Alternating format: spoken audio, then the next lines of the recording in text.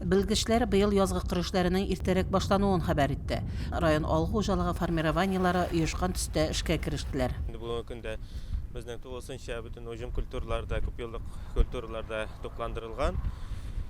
Бүгенге көндә күздән эшкәртелгән җирләрдә дым каплату бара. Алда инде 60%-ка якын җирдә эшләнгән, безнең 40% кына калды. Бүгенге көндә авыл хуҗалыгы формированиелары көзге уҗым культураларын тукландыру, тырмалау эше белән мәшгуль. Эре агрофирмалар белән бергә кече фермерлар да үз мәйданнарында ашлау, тырмалау эшләрен алып баралар. Безнең ел саен орлык материаллары яңарып, элиталы, югары репродукциялы семеналар кайтарыла.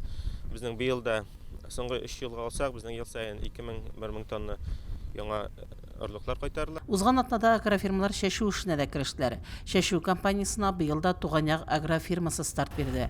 Агрофирма парга калдырылган 351 гектар мәйданга гәрчиш чәчте. Шушы көннәрдә агрофирма хезмәткәрләре арпа чәчүгә дә чыктылар. Аларга инде Намус агрофирмасы, шулай ук Нурутдинов фермер хуҗалыгы һәм Ислам фермер хуҗалыгы кушылдылар. Безнең инде әле бүгенге көндә шул 500-гә якын гектарда чәчү эшләре эшләнде. Һава торышының әзрәк яңгырлы булуы гына тоткарлады. Бөтенесе дә басуда әзер.